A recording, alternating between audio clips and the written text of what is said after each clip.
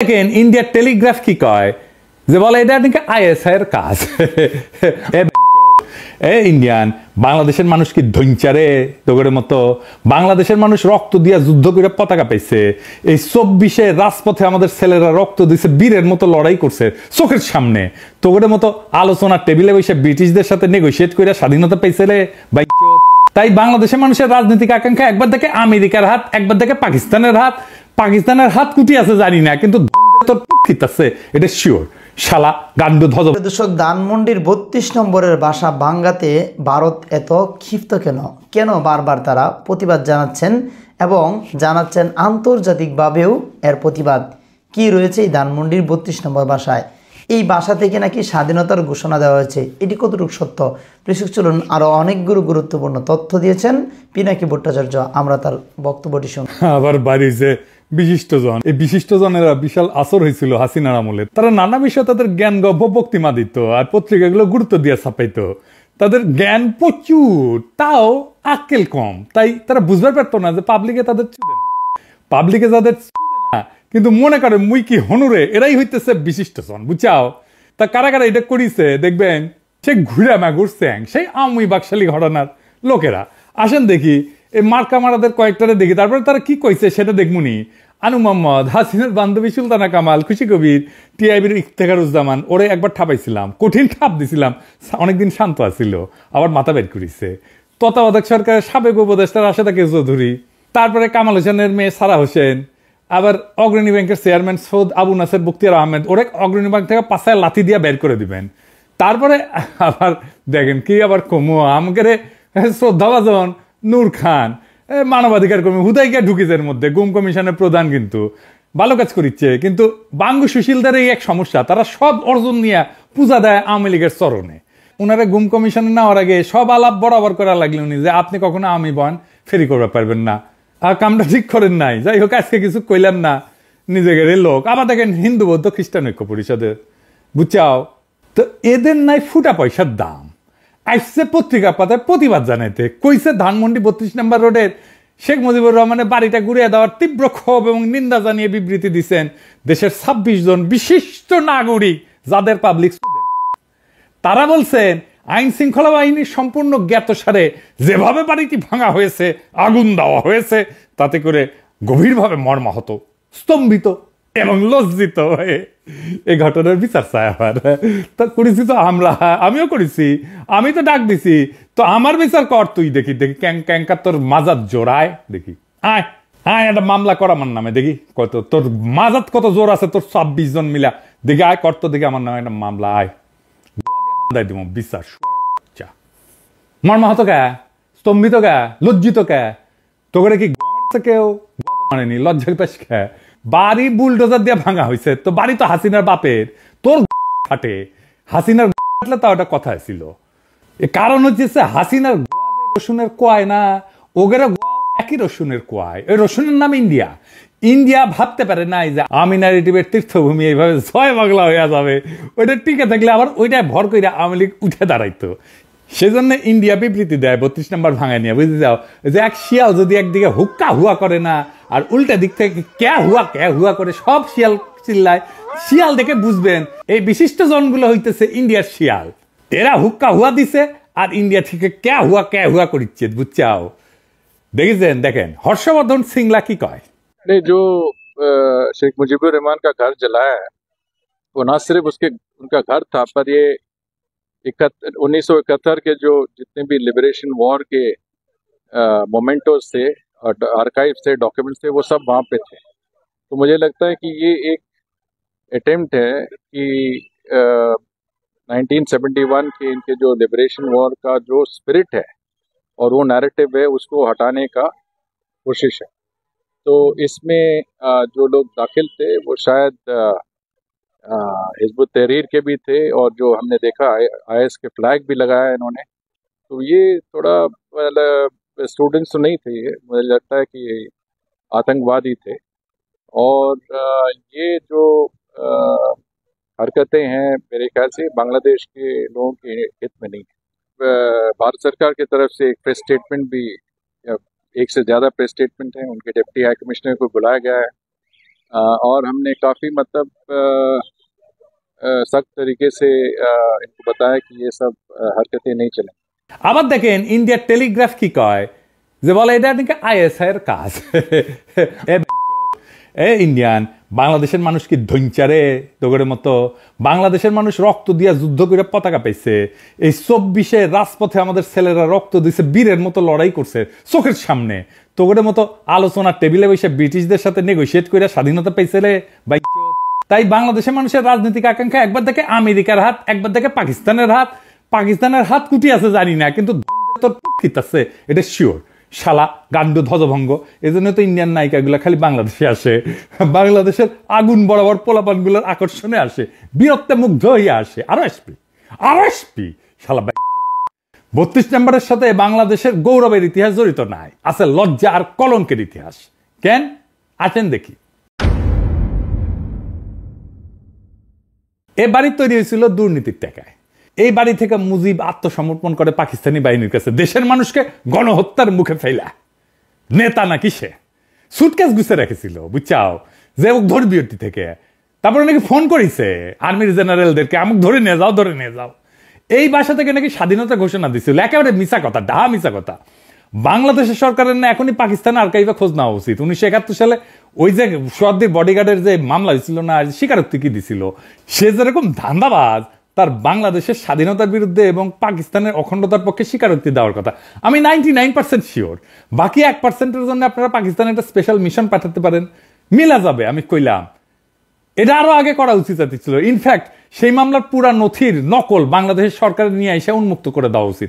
মুজিবের যে দুর্নীতি মামলা যেটা দেখালাম, যেটা 2 বছর জেল কাটিছে না ওই সোহাদ্দির বডিগার্ড, সেই মামলার নথি উন্মুক্ত করে দেওয়া উচিত। আওয়ামী লীগকে মরালি দুর্মুষ পেটায় না করলে ওরা থাকবে না। হিউম্যান রাইটস ওয়াচ আবার বিবৃতি দেয়া কইছে, ক্ষমতাচ্যুত আওয়ামী লীগ সরকারের বিরুদ্ধে ক্ষোভ ন্যায্য হইলেও আইনের লঙ্ঘন ন্যায্য নয়। মানে হইল ক্ষমতাচ্যুত আওয়ামী লীগ সরকারের বিরুদ্ধে দাঁড়ায় কোনো আইন লঙ্ঘন করা যাবে না। তাইলে আইন লঙ্ঘন মানে কি আসেন এটা বুঝে দেখি। ফ্যাসিজমের বিরুদ্ধে কোনো গণপ্রতিরোধ সৃষ্টি হইয়া যদি কোনো পাল্টা ক্ষমতার জন্ম দেয়, তাইলে নাকি আইন লঙ্ঘন হইয়া যাবে। যার সোজা মানে হইল যে কোনো বিপ্লবী তো অবৈধ, আইন অবৈধ। তো এমন এক কাজ যেটা আইনের লঙ্ঘন। কার আইন? কোন আইন? তাহলে যে দেশের মানবাধিকার সংস্থা HRW, সেই আমেরিকায় 1776 সালে যে বিপ্লব হয়েছে সেটা অবৈধ, আইন লঙ্ঘন। বা ধরেন 71-এর মুক্তিযুদ্ধ, এটা তো আইন লঙ্ঘন। 1976 সালে আমেরিকান বিপ্লবীরা অস্ত্র হাতে তুলে নেয় নাই, সেটা কোন আইনে নিছিল? কোন আইনে ন্যায্যতায় নিছিল? নাকি HRW কবে যে সেটাও অবৈধ, আইনের লঙ্ঘন? কোন নতুন ক্ষমতা যদি রাজপথ থেকে উত্থিত হয় জনগণের মধ্য দিয়া, তার আগে বা তার উপরে কোনো আইন নাই। আগে ক্ষমতা, তারপরে সেই ক্ষমতার মুরাদ থেকে আইনের জন্ম, কনস্টিটিউশনের জন্ম। এটাই হইল রাজনীতির ধারণা। মানবাধিকারের ধারণা দিয়ে রাজনীতি বুঝতে পারবেন না। মানবাধিকারের ধারণা দিয়ে রাজনীতি বুঝতে গেলে বেশি বুঝবেন, এইরকম মাখায় ফেলবেন। কোন গণপ্রতিরোধ যদি তৈরি হয় কোন একটা জুলুমের বিরুদ্ধে, তাহলে একটা পাল্টা গণক্ষমতার জন্ম হয়, যা জীবন্ত, যা আগের সকল ক্ষমতা, সকল আইন, সমস্ত কনস্টিটিউশন, সব সংবিধানকে নাকচ করে দেয়। পাবলিক নিজেই জীবন্তভাবে গণক্ষমতা নিয়ে হাজির হইয়া যায়, যার সামনে আগের সমস্ত ক্ষমতা, আগের সমস্ত আইন, সমস্ত কনস্টিটিউশন নাকচ হইয়া যায়। নতুন ক্ষমতার সামনে সকল আইন অন্যায্য, বাতিল হইয়া যায়। সেটা ঘোষণা দিয়া কনস্টিটিউশন বাতিল করে বলা হোক আর নাই হোক, সবসময় আগে নতুন ক্ষমতা, পরে আসবে সেই সূত্রে আইন। আগে থেকে থাকা কোনো আইন দিয়ে নতুন ক্ষমতা তৈরির পর আর প্রযোজ্য থাকে না, কার্যকর থাকে না। আমরা কি 1971 সালের আগে থেকে পূর্ব পাকিস্তানের, মানে যেটা পূর্ব পাকিস্তান ছিল, পাকিস্তানের আইন কনস্টিটিউশন মাইনা নিয়ে মুক্তিযুদ্ধ করেছিলাম? নয় কোনো গণক্ষমতা তৈরি করতে বা জন্ম দিতে পারতাম আমরা যদি আইন মেনে করতাম? পুরানো যে কোনো আইন কনস্টিটিউশন মানলে যে কোনো ধরনের অস্ত্র ধরনের তো অবৈধ এবং রাষ্ট্রদ্রোহিতা। এবং নতুন যে কোনো গণক্ষমতা জন্ম নিলে পরে সে নতুন সব আইনের জন্ম দিতে পারে। আর গণক্ষমতা জন্মের আগে কোনো আইন সে মানবে না। ক্ষমতার আগে কোনো আইন নাই। নয় ক্ষমতা থেকে এর পরে কেবল নয় আইন, নয় কনস্টিটিউশন তৈরি হইতে পারে। 2024 সালের জুলাই আগস্ট বিপ্লবে এই গণক্ষমতার উপরে আগের কোন আইন তাদের উপর আর প্রযোজ্য না, ছিল না, থাকতে পারে না। রাজপথে থাকা ছাত্র জনতাই আইন, আমাদের সম্মিলিত আকাঙ্ক্ষাই আইন। আমরাই সার্বভৌম জনগণ, আমরাই সম্মিলিতভাবে যেই আকাঙ্ক্ষা পোষণ করব সেটাই বাংলাদেশের আইন। এর বাইরে কোনো আইন নাই। এবং এই জন্যেই এই বিপ্লবী জনতাকে মব আখ্যা দেওয়া হচ্ছে। কাদের তরফ থেকে? কেন বিপ্লবী জনতাকে মব বলা হচ্ছে? কারণ এরা জনগণের গণক্ষমতায় ভয় পায়। আসেন এটা একটু বুঝে দেখি। এই যে দেশের বিচার বিভাগ, বাস্তবে তো হাসিনার আদালত হিসেবে কাজ করলেও সাংবিধানিক নথিতে এটাই কিন্তু দেশের সবচেয়ে ক্ষমতাধর প্রতিষ্ঠান। এতটাই ক্ষমতাধর যেটা সংসদ বা জনগণের ক্ষমতার চাইতেও শক্তিশালী। এমনকি সংবিধানের ঊর্ধ্বে, সংবিধানের ব্যাখ্যা তারা দেয়। এমনকি যদি রাষ্ট্রই বিলুপ্ত হয়ে যায় তাও বিচার বিভাগ বহাল থাকবে। এই বিচার বিভাগকে তাই সরকার কিছু করতে পারে না, করতে পারেও নি। হাসিনার তৈরি করা এই স্ট্যাবলিশমেন্টই এখনো বহাল আছে। আজ যারা এই যে মবের সমালোচনা করতেছে তাদের অনেকেই কিন্তু কিছুদিন আগে যে বিচারিক অভ্যুত্থান জুডিশিয়াল কু করতে গেছিল না, সেটা ছাত্র জনতা প্রতিরোধ করায় স্বস্তির নিঃশ্বাস ফেলছিল। কারণ তখন আর কোনো পথ খোলা ছিল না, তো বিচার বিভাগের উপরে কারো হাত ছিল না। এক সময় সংবিধানে বিচারকদের ইমপিচমেন্টের বিধান ছিল, অভিশংসনের বিধান ছিল, তাদেরকে লজ্জা দেওয়ার বিধান ছিল, যেটা দিয়ে তাদেরকে অপসারণ করা যেত। সেখানে সংসদের কিছু ক্ষমতা ছিল, কিন্তু বিচার বিভাগ সেটা বাতিল করে দিচ্ছে। বুঝে যাও, এখন যারা সত্যিকারের ন্যায় বিচার ব্যবস্থা চান তারা কিভাবে হাসিনার স্বেচ্ছাচারীভাবে সাজানো বিচার বিভাগ দিয়ে সেটা পূরণ করবেন? একমাত্র সমাধান হইল বিচার বিভাগকে সম্পূর্ণভাবে পুনর্গঠন করা, নতুন করে একটা বিচার ব্যবস্থা গড়ে তোলা। আর সেটা করতে হইলে সংবিধান সংশোধন করতে হবে এবং বিচার বিভাগের উপরে জনগণের সর্বোচ্চ কর্তৃত্ব প্রতিষ্ঠা করতে হবে। জনগণ সর্বোচ্চ, বালের সংবিধান, বালের বিচার বিভাগ, সবার উপরে জনগণ। এই বিচার বিভাগ যখন ন্যায় বিচার দিবে না, যখন ক্ষমতাসীন দলের লোকদের রেহাই দিয়ে দিবে, তখন জনগণ কিভাবে ন্যায় বিচার পাবে?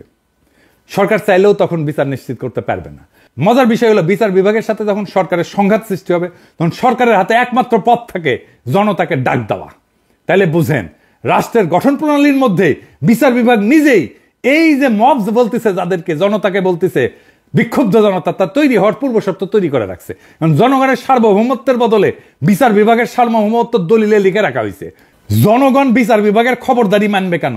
রাষ্ট্রের মালিক জনগণ, বিচার বিভাগ না। বিচার বিভাগের ঊর্ধ্বে জনগণ, রাষ্ট্রের প্রকৃত মালিক জনগণ।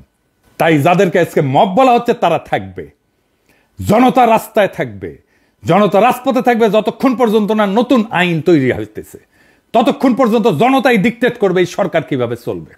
এবার আসেন 32 নম্বর ভাঙায় কি অর্জিত হয়েছে, কি লাভ হয়েছে, এটা একটু বুঝে দেখি।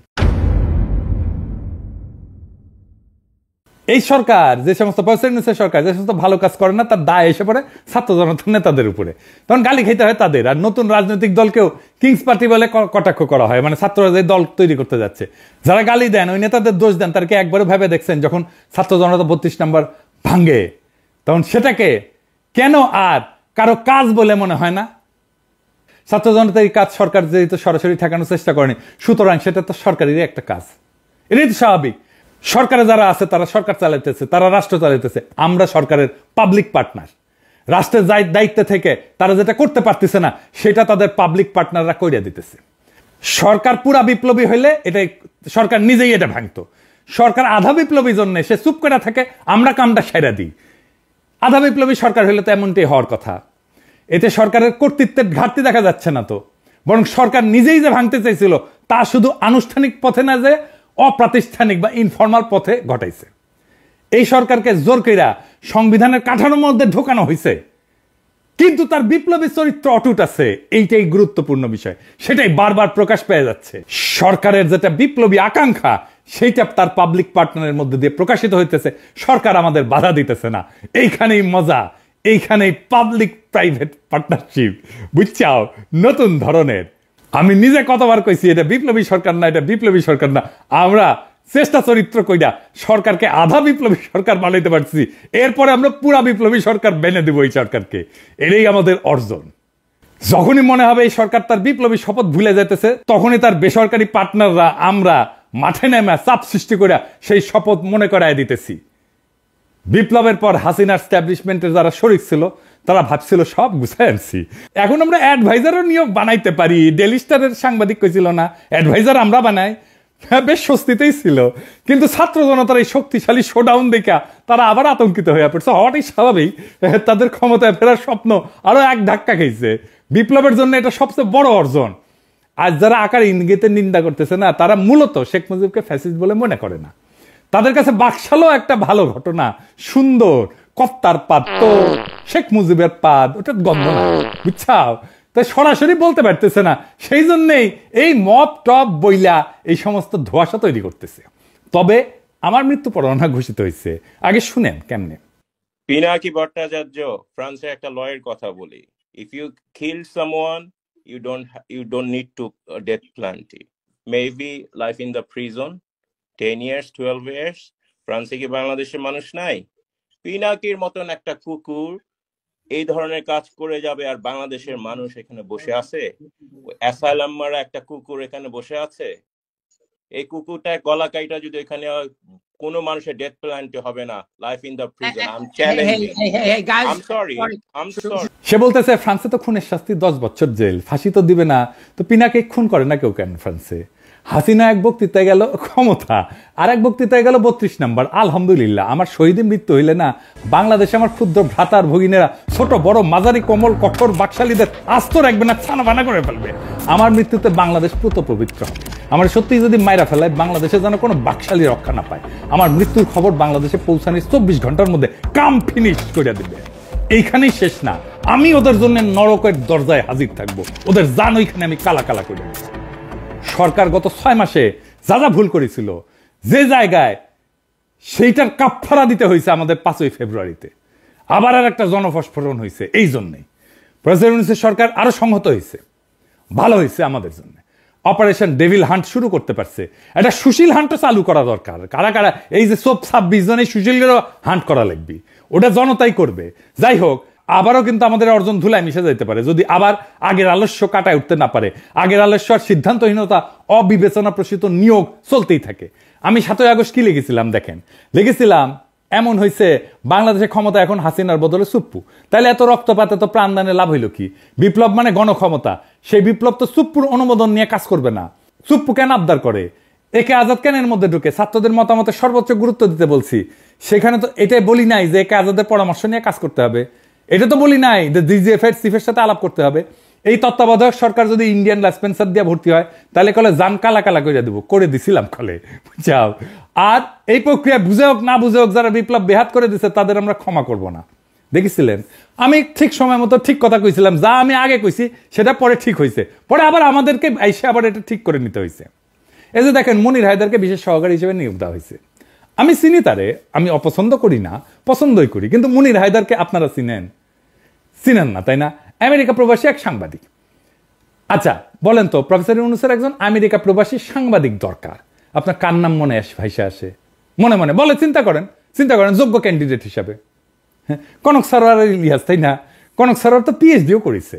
তার অ্যাক্টিভিজম এমনই হাসিনারে প্যারা দিছে যে তার বোনকে জেলে নিছে তারে না পাইয়া। কনক দারুণ জনপ্রিয়। তো আমার ইলিয়াসের নানা সমালোচনা আছে, কিন্তু কনকের নামে আছে কোনো সমালোচনা নাই। তো কনক তো সবচাইতে যোগ্য এই পজিশনের জন্য, ইলিয়াসও যোগ্য। কনক বা ইলিয়াস যদি বিশেষ সহকারী হতো তাহলে সারা দেশে আনন্দের বন্যা বয়ে যেত। এই সরকার রাজনৈতিক সরকার না, তার তো সলিড অ্যান্টিফেসিস দক্ষ জনপ্রিয় লোক দরকার এইসব পজিশনে। কনক কি পরিমাণে দাবরানির উপরে রাখতো আওয়ামী লীগকে চিন্তা করেন, কিন্তু সেটা করবে না। শুনলাম আলী রিয়াজ আর বদিউল আলম মজুমদার রিকমেন্ডেশন না হয়েছে। তো প্রফেসর ইউনূস, আপনি যে আয়নাঘর দেখতে যাইতে পারেন না, এখনো পারতেছেন। এই ছাত্র জনতা তার শক্তি যে দেখাইছে ধানমন্ডি 32 নম্বরে, সেইটাতে আলী রিয়াজ করে দিচ্ছে, এটা দেয় নাই। এটা তো করে দেওয়ার শক্তিও নাই, সামর্থ্যও নাই। ওই ধানমন্ডি 32 নম্বরের সামনে কনক গিয়া দাঁড়াইলে, ইলিয়াস গিয়া দাঁড়াইলে লক্ষ লক্ষ পাবলিক যে আনন্দে চিক্কুর মারবে, ওই চিক্কুরের প্রতিধ্বনিতে 32 নম্বর ভাইঙ্গা খান খান হয়ে যেত, বুলডোজার লাগতো না। কিন্তু না, আপনার আলী রিয়াজকে খুশি করা লাগবে, আপনার কাজে কে লাগবে এটা ভাববেন না, আপনার কাজ খুশি করা লাগবে সেটা ভাববেন। ছাত্ররা ষষ্ঠ উপদেষ্টা গায়ে বানানো জানাজা করিচ্ছে, ছাত্ররা কি উপদেষ্টাদের বানাইছে না, তাদের সিলেক্ট করেছে না? এখন জানাজা কেন? যেটা নিজে গিলিছেন সেটা বমি করতে পারবেন না, দায় নেন, গিলিছেন পেটের মধ্যে রাখেন। আজকের এই অবস্থার জন্য আপনারাও দায়ী। এই টাইমটা হেলায় হারায়েন না। আগে মেলা কথা কইছি, শুনেন নাই। আগামীকাল আপনাদের জন্য আলাদা এপিসোড করব, কেমনে নতুন রাজনৈতিক দল করবেন। এটা আপনাদের কোনো স্যাটব্যাড আছে বলে তো মনে হইতেছে না। মন দিয়া শুনেন। অনেকে কইতে পারেন, ওদের তো গোপনে কইতে পারেন না, আলাদা আলাদা করে কইছি মেলা কইছি, কাজ হয় না। এক কান দিয়ে ঢুকে আর এক কান দিয়ে বের করে দেয়। মানে আমি কইছি না যে নিজে যেটা স্বপ্ন দেখি সেটাকে বাস্তব করার জন্য আমি জীবন দিয়ে দিতে পারি, কিন্তু অন্যের কাছে আমার সেই স্বপ্নটা তো কাজ বা টাস্ক, তাই সে সেইটার জন্য জীবন দিয়ে দেয় না, কমিট করে না। আমি এটাতে শুধু তার জন্য কয়া দেবো তা না, যে কোনো দল এই স্ট্র্যাটেজি অনুসরণ করতে পারে, ছাত্ররা করলে ভালো, না হয় আমি যদি কখনো রাজনৈতিক দলটাল করি তাহলে এই পদ্ধতি অনুসরণ করব। যাই হোক, আগের প্রসঙ্গে আসি। একটা ভালো জনপ্রিয় মানুষের মনোনয়ন কিভাবে মানুষের আনন্দের উৎস হয় সেটা 21শে পদকে আমরা দেখলাম। আমাদের অনেক প্রিয় মুখ আছে এখানে, যেমন অভ্রেন মেহেদি, সবাই খুব খুশি হয়েছে, মাহমুদ ভাই সবাই খুব খুশি হয়েছে, কিছু কিছু লোক তারা, ওটা আসিচ্ছি। শহীদুল আলম এই জন্য জনপ্রিয় মুখ লাগে, যদিও মাহমুদ ভাইয়ের পিছে বামেরা লাগিয়েছে, সেটা একটু বুঝে আসেন। বামেদের দাবি হয়েছে যে ফুলবাড়ি গুলির জন্য দায়ী মাহমুদুর রহমান, আবার কইছে ব্লগার হত্যার জন্য দায়ী মাহমুদুর রহমান। আমার দেশের উদ্বোধনী সংখ্যায় আমার এই বিষয়ে লেখা আছে, আপনারা পড়ে নিতে পারেন। এই যে এটা, আর এটা হইতেছে এই যে কল্লোল মুস্তফা, এটা হইতেছে আনু মোহাম্মদের লেসপেন্সার, তীব্র ইসলামোফোব। কেমন ইসলামোফোব আপনার এক্সাম্পল দিই। আগের বিদেশি সাংবাদিক আমার ফোন দিয়া কইল যে একটু পরিচয় করায় দেন কল্লোল মুস্তফার সাথে, আমরা একটা সাক্ষাৎকার নিব আর কি। তো আমি তাকে ফোন দিই, ফোন ধরে না, মেসেজ দিই, দেখে রিপ্লাই দেয় না। কেন? পরে জানলাম যে আমি হেফাজতের পক্ষে লিখেছি, মানে আমি লিখলাম হেফাজতের পক্ষে, তাই আমার ফোন ধরা যাবে না, এতই ব্রাহ্মণ হই। তো এই তুই যে ব্রাহ্মণ হইছু, এত বড় ব্রাহ্মণ হইছু, তোর যে ক্ষুদ্রকালে তোর যে সোনার আগাটা কেটে ফেলে দিছিল না, ওটা কুটি খুঁজে পাবো তুই? নাম তো এটা লাগাইছু কল্লোল, যেন বোঝা না যায় যে মুসলমান কিনা। কেমন রক্ত মজ্জায় ইসলাম বিদ্বেষ দেখেন। আজকে ওর পেজের লেখাগুলো দেখেন তো, এডিটর সাহেব পুরা প্রফেসর ইউনূসের সরকারের বিরুদ্ধে যত বৃষ্টি দেখেছেন। আবার দেখেন প্রফেসর ইউনূসের সরকারের মধু খাইতে আসা সাংবাদিক গোলাম মুর্তজার ভিডিও শেয়ার দেয়, তো ওই গোলাম মুর্তজা কেন জিগায় না যে প্রফেসর ইউনূসের সরকার কেন পারফর্ম করিচ্ছে না? সে তো সিনিয়র সেক্রেটারি মর্যাদায় প্রেস মিনিস্টার হয়েছে আমেরিকায়, বিধি ভেঙ্গা, এরাও নাকি আমার আলী রিয়াজের রিকমেন্ডেশন, বুঝছাও? এই বামেরা কেন প্রফেসর ইউনূসের সম্পর্কে বিলা জানেন? হাসিনাও দেখবেন বক্তৃতা দিলে ইউনূসের বিরুদ্ধে বলে, বিএনপি জামাতের বিরুদ্ধে বলে না। কিন্তু এই যে তারপরে যে এতিম আছে না, ওমিপিয়ালের এতিম তেতিম আছে না, তারাও প্রফেসর ইউনূসের বিরুদ্ধে এক একটা, বিএনপি জামাতের বিরুদ্ধে না, কিন্তু সমন্বয়কদের বিরুদ্ধে এক একটা, ছাত্রদের বিরুদ্ধে এক একটা। কেন জানেন? প্রফেসর ইউনূস থাকায় ইন্ডিয়া কিছু করতে পারছে না, প্রফেসর ইউনূস থাকায় ইন্ডিয়া সমস্ত শয়তানি মাঠে মারা যাইতেছে, তাই এগুলো এত চুলকানি, বুঝছাও? ইন্ডিয়া এইগুলার লাগাইছে প্রফেসর ইউনূসের পিছে লাগতে, যেন প্রফেসর ইউনূস বিরক্ত হয়ে ক্ষমতা ছেড়ে চলে যায়। আমি নিজেই কইছিলাম যে আমি নিজে বিরোধী দলের ভূমিকা পালন করবো, কিন্তু যেই টাইমে দেখলাম আরে এই কেস তো খারাপ, ইন্ডিয়া তো প্রফেসর ইউনূসের পিছে লাগিয়েছে, সাথে সাথে একবারে ঠিক করলাম না, ইন্ডিয়ারে কোনো চান্স দেওয়া যাবে না, প্রফেসর ইউনূসের পাশে শক্তভাবে দাঁড়াইতে হবে, আর এইগুলারে সবসময় দাবরানের উপরে রাখতে হবে। আপনারা রাখবেন। যাই হোক, মাহমুদ ভাইয়ের প্রসঙ্গে আসি। আরেক ঘটনা কি জানেন? মাহমুদ ভাই যখন জ্বালানি উপদেষ্টা, তখন সরকারের প্রধান ছিল খালেদা জিয়া, স্বরাষ্ট্রমন্ত্রী ছিল খালেদা জিয়ার দলের অন্য কেউ, তাই না? গুলি করছে তো তাইলে স্বরাষ্ট্রমন্ত্রী। মাহমুদুর রহমানের কেন দোষ? সবার দায় করার আর কারো দায় নাই, দায় শুধু মাহমুদুর রহমানের, বুঝেছেন? এইসব ঘটনাকে সরকারের সঙ্গে জনগণের সংঘাত হিসাবে দেখতে হবে। কিছু মানুষ নিহত হয়েছে, আমরা সেটা নিন্দা জানাই, মানে আপনি ফেরেস্তা বসিয়ে দিলে তো মারপিট হবেই রাস্তায়, তাই না? প্রফেসর ইউনূসের আমলে পুলিশের হাতে মারা গেছে না মানুষ, হত্যাকারীদের শাস্তি নিশ্চিত করতে হবে সেই জন্য, এবং এই দাবি জানাইতে হবে হত্যার দায় অবশ্যই সরকারের। এমন সংঘাত রাষ্ট্র পরিচালনার সময় ঘটে থাকে, এমনকি হত্যার ঘটনাও ঘটে, বাস্তবতা মেনে নিতে হবে। বাংলাদেশের মতো দেশের জন্য এটা আরো সত্য। ফরমাল আদালতের বিচার হওয়ার পাশাপাশি জনগণের আদালতেও রাজনৈতিক শাস্তি নির্ধারিত হবে, হইতেই হবে। 2006 সালের পর বিএনপি যে দমন পীড়নের শিকার হয়েছে, সেটাও তো এমন কিছু ঘটনার প্রতিক্রিয়া হিসেবে দেখা যেতে পারে, তাই না?